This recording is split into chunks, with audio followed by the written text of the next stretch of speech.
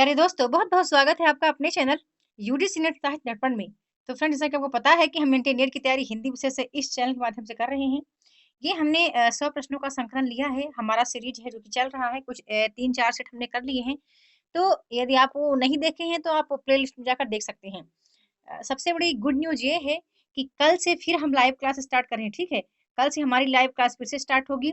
Time वही 9 AM है ना? मॉर्निंग में ना 9 बजे सभी को आना है और मेरे बनाए हुए प्रश्नों को सॉल्व करना है। वो क्यों? क्योंकि फ्रेंड्स हमारा जो पिछला डेट था एग्ज़ाम का, है ना? 2 मई था, 2 मई से हमने एग्ज़ाम देने थे, है ना? तो वही कल थोड़ा-सा देख लेते हैं कि एग्ज़ाम की तैयारी कैसी थी आपकी, है ना? कल चेक कर लेंगे और सभी आना, ठीक है? चाहे आपकी तैयारी कैसी भी हो, बेहतर हो, ना हो, जैसी भी हो, लेकिन 9 बजे सभी को आना है, ठीक है? सुबह 9 बजे सभी मित्रों को आना है। ये आपके लिए गुड न्यूज़ है और मेरे बनाए हुए प्रश्नोत्तरी को सॉल्व करना है ना? चलिए ये प्रश्नोत्तरी सॉल्व करती हूँ। फ्रेंड्स बता दूँ, भले यहाँ पर लिखा है पीजीटी, पीवाईक्यू, लेकिन ऐसा नहीं है कि ये केवल पीजीटी के ही प्रश्न हैं। ये यहाँ पर प्रश्न किसके-किसके लिए गए हैं? केबीएस के हैं, है ना? एनबीएस के हैं, साथ ही साथ डी ट्रिपल एसएसबी हैं और इसी में पीजीटी, टीजीटी और जीआईसी प्रवक्ता के भी काफ़ी सारे प्रश्न इसमें सम्मिलित हैं। तो अब ये यदि मैं थोड़ा-सा ये कह दूँ कि नेट के प्रिपरेशन के दौरान जो मेरा अनुभव है, जो चीज़ मैंने सीखी है, तो 100 प्रश्नों में से 50-60 ऐसे प्रश्न हैं जो बिल्कुल नेट के एग्ज़ाम में मैंने सॉल्व किए हैं, जो पूछे गए हैं, जो कई बार रिपीट होते हैं, है ना? तो इससे ये भी सहूलियत होगी, जो जितनी भी छोटी-सी वीडियो बन पाए, है ना? 10 मिनट, 15 मिनट, 20 मिनट की, तो आप ये वीडियो ज़रूर देखा करें। तो चलिए पहला प्रश्न स्टार्ट करते हैं। आदिकाल के लिए बीज वपन काल नामकरण किसने दिया? तो द्विवेदी जी ने दिया है। अब यहीं पर आपको राहुल सांकृत्यायन का, हजारीप्रसाद द्विवेदी का भी याद रखना है कि उन्होंने आदिकाल का नामकरण क्या दिया है ना? अगला प्रश्न आता है कि हिंदी साहित्य के इतिहास ग्रंथ हिंदी साहित्य विमर्श के लेखक कौन है? तो पद्मलाल पुन्नालाल बख्शी जी हैं। आगे देख लेते हैं अगला प्रश्न क्या दिया गया है। अगला प्रश्न देखो, यहाँ सूची मिलान करने के लिए दिया है ना? वीडियो को पॉज़ करके फ्रेंड्स आप देख लेना, है ना? किसने इस प्रारंभिक काल कहा, किसने सिद्ध सामंत काल कहा, है ना? जैसे हम देख लेते हैं आचार्य शुक्ल ने वीर गाथा काल कहा है ना? फिर वहीं पर राहुल सांकृत्यायन ने सिद्ध सामंत काल कहा है, मिश्र बंधु ने प्रारंभिक काल कहा है। अब आप देख लेना जो आदिकाल को मतलब हजारीप्रसाद द्विवेदी ने क्या कहा है ना? आदिकाल। बड़ा ही सरल है, ये प्रश्न बहुत सरल है। ऐसे प्रश्न बनते हैं तो आप बिल्कुल इसमें राइट आंसर करके आएँगे। जय मयंक जस चंद्रिका के रचयिता का नाम बताना है तो मधुकर कवि हैं। आगे देख लेते हैं अगला प्रश्न, इनमें से कौन सा कवि अभिनव जयदेव की उपाधि से विभूषित है? तो कौन है? विद्यापति हैं। आगे देख लेते हैं अगला प्रश्न, यहाँ भी देखो वही दिया है मिलान करने के लिए। मैंने वीडियो प्रारंभ करने से पहले ही कहा है कि नेट के प्रिपरेशन के दौरान मैंने ये सभी चीज़ें पढ़ी थी। तो मुझे लगता है कि बेशक जो टीजीटी, पीजीटी देना चाहते हैं उनके लिए तो सहूलियत है ही। साथ ही साथ जो नेट की प्रिपरेशन कर रहे हैं उनके लिए भी बहुत बेहतर वीडियो है ना? तो ये भी आप मिलान कर लेना फ्रेंड्स, देखो बहुत ईज़ी है, यहाँ पर राइट आंसर वैसे भी हाइलाइट हो रखा है। अगले प्रश्न की ओर चलते हैं, भविष्यत कहा के रचनाकार कौन है? धनपाल हैं, है ना? भविष्यत कहा के रचनाकार कौन है? तो धनपाल हैं। फिर आगे देख लेते हैं, निम्नलिखित में से कौन वीरगाथा काल की रचना नहीं है? तो वीरगाथा काल की रचना जो नहीं है भक्तमाल है, ठीक है? भक्तमाल नहीं है। आगे देख लेते हैं, यहाँ भी देखो सम्मिलित करने के लिए दिया है, तो फ्रेंड्स यहाँ पर देखो ये आंसर यहाँ टाइप है। वीडियो को पॉज़ करके आप देख लेना और इसका राइट आंसर चूज़ कर लेना, है ना? मैं चाहती हूँ बहुत कम टाइम में हम बहुत कुछ सॉल्व करके जाएँ। कुछ महत्वपूर्ण प्रश्न हैं, जिनको मैं आपको दिखाना चाहती हूँ। सबसे बड़ी बात आज ये है कि एक प्रश्न 91 नंबर पर है, जिसका आंसर सभी मित्रों को देना है। मैं उसी प्रश्न के लिए लेकर आई हूँ, तो उस प्रश्न का उत्तर सभी मित्र हमारे देंगे, ठीक है? सभी मित्र हमारे उस प्रश्न का आंसर देंगे। चलिए आगे देख लेते हैं। प्रेमाख्यान काव्य परंपरा सूफी कवियों का मुख्य दर्शन क्या है ना? तो तसव्वुफ। ठीक है, अगला देख लेते हैं, अगला आंसर क्या है? प्रश्न क्या है? संतन को कहाँ सीकरी सो काम, यह अभिकथन किसका है? कुंभन दास का। प्रश्न हाइलाइट हो रखा है फ्रेंड्स। मैं चाहती हूँ कि मैं ज़्यादा टिक-टुक ना करूँ, आप केवल वीडियो को देखते और सुनते चले जाएँ। गोस्वामी तुलसीदास ने रामचरितमानस की रचना किस संवत में की थी? तो संवत 1631 में। अच्छा हाँ, एक बात और कहना चाहूँगी, वीडियो लाने का मोटिव क्या है? मकसद क्या है? आप देखेंगे, चाहे आप कोई कोई भी कहीं का भी पीजीटी, टीजी के पीवाईक्यू उठा लें या डी ट्रिपल एसएसबी का उठा लें, केबीएस का उठा लें, है ना? या फिर किसी सेट का एग्जाम उठा लें, किसी स्टेट के सेट का उठा लें, है ना? काफ़ी सारे स्टेट्स हैं जिनके सेट के पीवाईक्यू हमने सॉल्व किए हैं। तो मैंने यही देखा कि ज़्यादा कुछ चेंजेस नहीं है प्रश्नोत्तरी में। प्रश्नोत्तरी कैसे आ रहे हैं? जो महत्वपूर्ण हैं, ठीक है? प्रश्नोत्तरी जो इम्पोर्टेंट हैं, जो कवि, जो लेखक, जो मशहूर हैं, वही पूछे जाते हैं। है ना। तो अब आप देखो यहाँ पे जैसे आचार्य रामचरितमानस के संबंध में पूछ दिया गया है, ये कई बार रिपीट हुए प्रश्न है। अब सैयद इब्राहिम का कवि नाम है रसखान, है ना, हो सकता है किसी को ना पता हो। अगला प्रश्न देख लेते हैं, रामचरितमानस में कुल कितने कांड हैं? 7 कांड है। अष्टशाप के प्रमुख कवि नंददास किसके शिष्य थे? तो विठल नाथ के। आगे देख लेते हैं, अवलोकनसानी अब नरसैहो पद की रचयिता कौन है? तुलसीदास है। अब यहीं पर आपको सूरदास, कुंभनदास और गोबंद स्वामी की पंक्तियों को देख लेना है। केशव कहीं न जाए का कहिए, यह पंक्ति किस रचनाकार की है? तुलसीदास की है। लेकिन आपको कबीर, रहीम, केशव की भी पंक्तियों को देख लेना चाहिए, है ना। निम्नलिखित में से संत कवि परंपरा के अंतर्गत न आने वाले कवि का नाम क्या है? तो नंददास है, ठीक है। नंददास संत काव्य परंपरा की श्रेणी में नहीं आते हैं। कृष्ण काव्य धारा के प्रवर्तक कौन है? अब इसका आंसर बताना है। सभी मित्र इसका आंसर टाइप करेंगे, खासकर जितने लोग नेट की प्रिपरेशन कर रहे हैं, नेट वाले तो जरूरी इसका आंसर देंगे, है ना, कि कृष्ण काव्य धारा के प्रवर्तक कौन है। बाकी आंसर यहाँ देखिए विकल्प दिए गए हैं, आप देख लेना। अगला प्रश्न आता है कि निम्नलिखित में से कौन सा कथन असत्य है? तो केशव रीति मुक्त काव्य धारा के कवि हैं, यह असत्य है। अगला है, आचार्य रामचंद्र शुक्ल ने रीतिकाल का प्रवर्तक आचार्य किसे माना है? चिंतामणि को। आगे देख लेते हैं, रीतिकाल की विशेषताओं के संदर्भ में निम्नलिखित में से एक विशेषता गलत है, उस विशेषता का चयन कीजिए। तो राइट आंसर हाईलाइट है कि रीतिकाल में प्रकृति का आलम्बन रूप में वर्णन हुआ है ना, बिल्कुल गलत बात कही गई है यहाँ पर। आगे देख लेते हैं, अगला प्रश्न क्या है कि आचार्य भिखारी दास कृत प्रमुख काव्य शास्त्री ग्रंथ कौन सा है? तो काव्य निर्णय है, ठीक है। जबकि रस सारांश भी इन्हीं का है ना, भिखारी दास का ही है।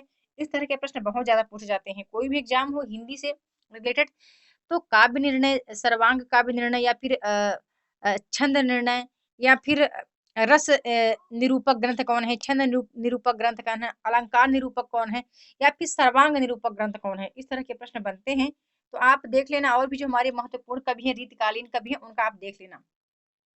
ये काव्य निर्णय काव्य शास्त्री ग्रंथ है। आगे देख लेते हैं कि लोग है लाग कवित्व बनावत, मोहित मेरे कवित्व बनावत, इस पंक्ति में रचयिता कौन है? तो घनानंद है। तो आपको आलम और द्विजदेव की पंक्तियां फ्रेंड्स देखनी है। कवित्र रत्नाकर के रचनाकार सेनापति हैं। अगला प्रश्न है, शिवा वाबिनी के रचनाकार कौन है? भूषण है। कलकत्ता में स्थापित फोर्ट विलियम कॉलेज के संस्थापक का आपको नाम बताना है, ठीक है।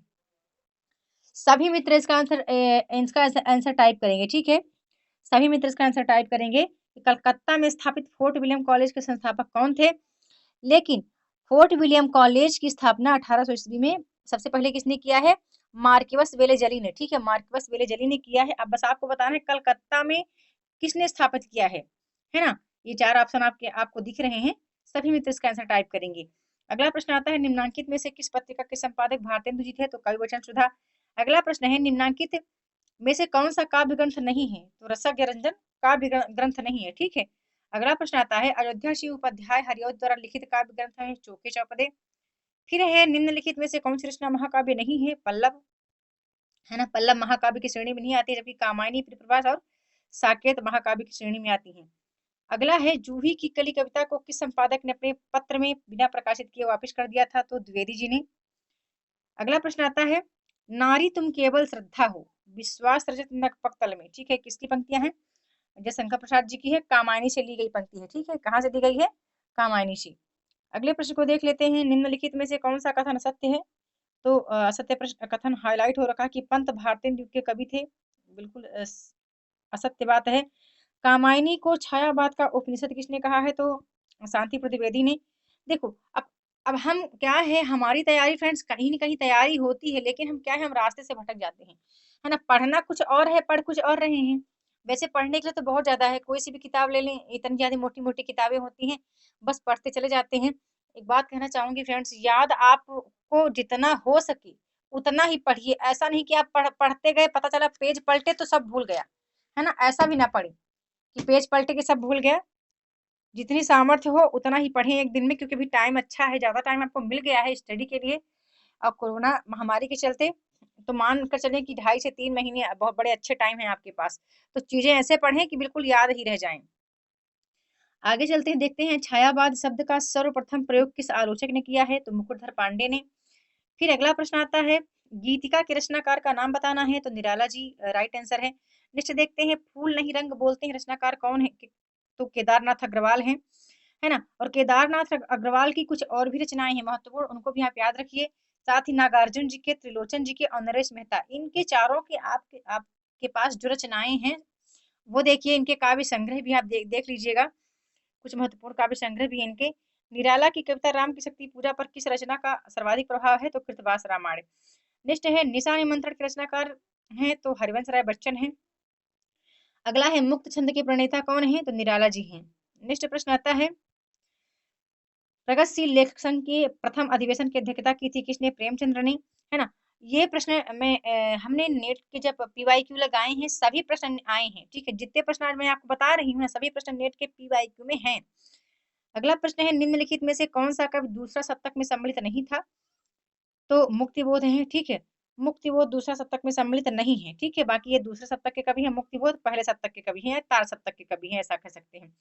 तार शतक का प्रकाशन वर्ष 1943 ईस्वी, राइट है। चौथा शतक में संकलित कवयित्री हैं, तो कौन है, सुमन राजी। अगला प्रश्न आता है कि अज्ञेय की रचना क्या है, हरी घास पर क्षण भर। संसद से सड़क तक की रचनाकार धूमिल है। अगला प्रश्न है धूमिल को किस काव्य कृति पर साहित्य अकादमी पुरस्कार दिया गया है, तो कल सुनना मुझे, ठीक है। कल सुनना मुझे पर इनको साहित्य अकादमी पुरस्कार दिया गया है। आगे देख लेते हैं हिंदी का प्रथम पत्र उदंत मार्तंड प्रकाशित होता है, क्या कैसा पत्र है, ये साप्ताहिक पत्रिका है। थोड़ा सा याद रखना फ्रेंड्स, एक चीज और याद रखना कि कलकत्ता से यह निकलती थी, कौन, ये उदंत मार्तंड कलकत्ता से निकलती थी। इसका प्रकाशन वर्ष भी याद रखना 30 मई 1826 है। ये कानपुर निवासी पंडित जुगल किशोर इसके संपादक हुआ करते थे। अब यहीं पर एक प्रश्न आपको बताना है कि खड़ी बोली का मध्य देशी भाषा के नाम से उल्लेखनीय किस पत्रिका में किया गया है। खड़ी बोली का जो है नाम मध्य देशी भाषा के नाम से उल्लेखित किस पत्रिका में किया गया है, तो बताना है आपको। आगे देख लेते हैं अगला प्रश्न क्या है, नाचिकेतोपाख्यान के लेखक का नाम बताना है, सदर मिश्र हैं। अब यहाँ पर देखिए लल्लू लाल, सदा सुख राय, निशान लाखा की रचनाएं फ्रेंड्स आप जरूर याद रखना। अगला प्रश्न है निम्नलिखित में से किस उपन्यास का कथानक भारत पाक विभाजन पर आधारित नहीं है, तो कर्मभूमि है। अगला देख लेते हैं आचार्य रामचंद्र शुक्ल द्वारा लिखित 11 वर्ष का समय किस विधा की रचना है ना, कहानी विधा की रचना है। अगला प्रश्न देखते हैं कि किशोरीलाल गोस्वामी कृत इंदुमती नामक कहानी सर्वप्रथम कब और कहाँ प्रकाशित हुई थी, तो 1900 में सरस्वती पत्रिका में। अगला प्रश्न आता है कि निम्नलिखित में से किस कृति के लेखक नामवर सिंह हैं, राइट आंसर है दूसरी परंपरा की खोज। फिर वयम रक्षामः की रचयिता का नाम बताना है, वो किस विधा की रचना है, तो उपन्यास विधा की रचना है। और वयम रक्षामः चतुर्सेन शास्त्री की है, 1955 में प्रकाशित हुई है।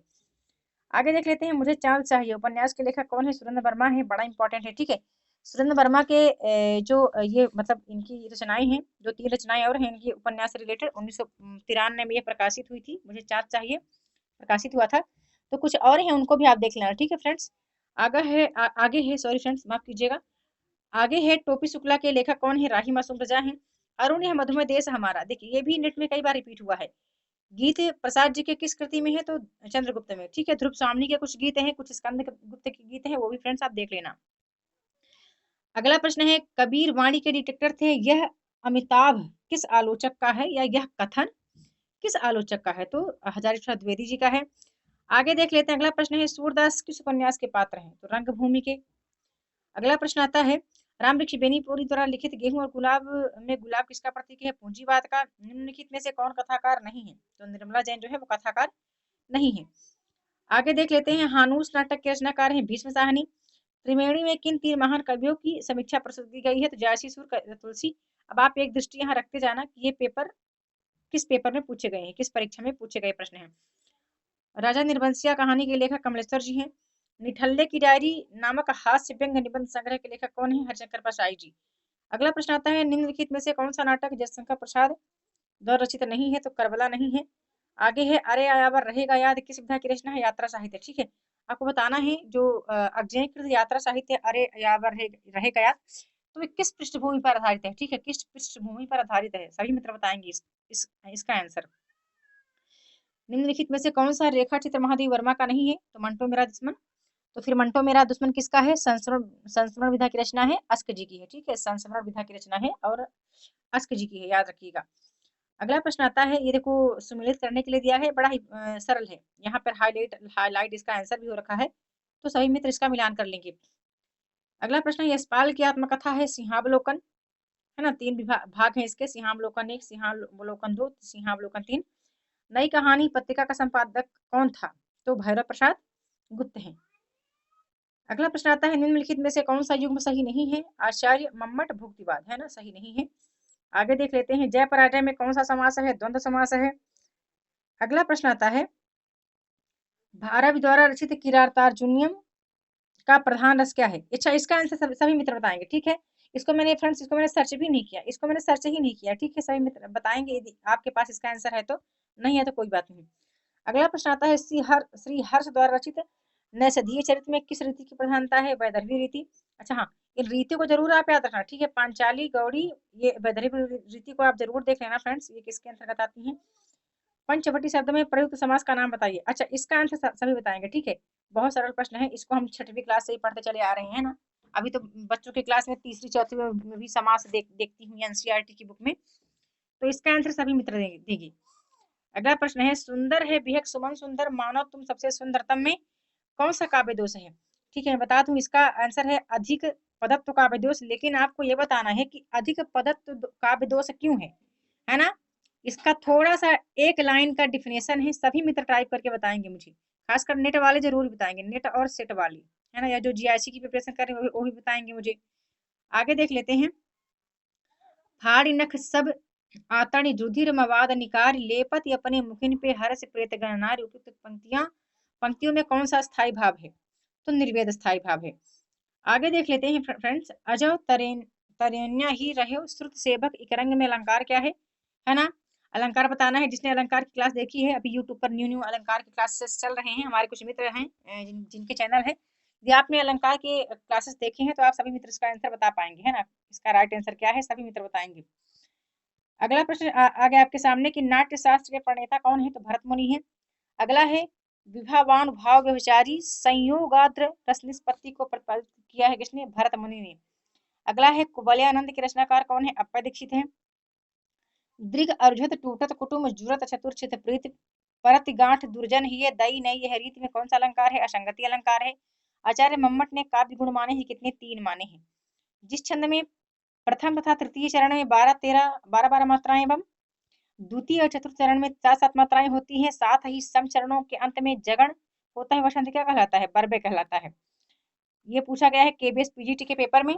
अगला प्रश्न आता है, गद्य पद्य मिश्रित काव्य को कहते हैं चंपू काव्य, है ना। बड़ा सरल प्रश्न है। निर्वेद स्थायी भाव है शांत रस का, करुण रस के रस राजत्व की प्रतिष्ठापना किस ग्रंथ में की गई है? उत्तर रामचरित में। आगे देख लेते हैं, अगला प्रश्न आता है, न कांतात्मपि निर्भूषम विभाति वनिता मुखम, यह अभिमत किसका है? आचार्य भामा का। बहुत बार नेट एग्जाम में रिपीट हुआ है, 4 से 5 बार ये आ चुका है। अब यही था 91 नंबर प्रश्न जिसका इंतजार कर रहे थे हम फ्रेंड्स। इसका आंसर सभी मित्र टाइप करेंगे, जितने नेट वाले हैं हमारे नेट की प्रिपरेशन करने वाले सभी टाइप करेंगे कि हिंदी भाषा के उद्भव और विकास का क्रम बताना है। उद्भव और विकास का सही क्रम बताना है। बड़े गौर से इस प्रश्न को देखें आप, और इसका आंसर 91 का सभी लोग टाइप करेंगे, ठीक है। सभी लोग बताएंगे इसका आंसर। आगे चलिए देख लेते हैं, देवनागरी लिपि का विकास हुआ है ब्राह्मी लिपि से। अवधि किस उपभाषा वर्ग की बोली है? पूर्वी हिंदी। अगला प्रश्न है, निम्नलिखित हिंदी में पुल्लिंग शब्द का चयन कीजिए, है ना। पुल्लिंग का चयन कीजिए। सूची पत्र, किताब, गंगा या संसद, है ना। सभी मित्र इसका आंसर टाइप करेंगे फ्रेंड्स। एक बता दूं, जब हम व्याकरण पढ़ेंगे तो बड़े विस्तार से हम पढ़ेंगे, इसी में अकारांत और इकारांत पुल्लिंग स्त्रीलिंग भी आता है, तो बड़े अच्छे से ध्यान से पढ़ेंगे। लेकिन आपके मत में जो आंसर चल रहा है, इसका आंसर क्या होना चाहिए, है ना, तो आप बता देना मुझे। अगला प्रश्न आता है, निम्नलिखित में से किस शब्द में उपसर्ग है? तो पराजय, है ना, पराजय में उपसर्ग शब्द लगा हुआ है। आगे देख लेते हैं, निम्नलिखित में से सही शब्द छांटिए, तो कवि इत्री बिल्कुल सही राइट आंसर है। अगला प्रश्न आता है, निम्नलिखित में से सही वाक्य चुनिए। श्री कृष्ण के अनेक नाम हैं। अगला प्रश्न है, प्रत्यक्ष का विलोम क्या है? परोक्ष है। और नेक्स्ट प्रश्न है, इनमें से वर्तनी की दृष्टि से शुद्ध शब्द छांटिए। उज्जवल। अगला प्रश्न आता है, बड़ा है अच्छा प्रश्न है कि निम्नलिखित में से कौन शब्द तत्सम का रूप नहीं है? तत्सम रूप है। तो बता दूं फ्रेंड्स, यहाँ जो राइट आंसर है, इसका करेक्ट आंसर है अंधकार, ठीक है। अंधकार जो है तत्सम रूप है। बाकी ये अंधियारा तद्भव है, अंधेरा भी तद्भव है, और रात जो है रात्रि का तद्भव रूप है। अंधकार जो है तत्सम रूप है, ये राइट इसका आंसर है। तो ये होगी हमारी वीडियो, यहीं पर समाप्त होती है। अब नेक्स्ट मिलती हूँ उन्हीं टॉपिक के साथ। एक बात कहना चाहूंगी, कल हम लाइव 9 बजे मिलेंगे, सभी मित्र लाइव आएंगे, ठीक है, मेरे द्वारा बनाए हुए प्रश्नोत्तरी को सॉल्व करने के लिए। तो वीडियो के साथ बने रहने के लिए बहुत बहुत धन्यवाद।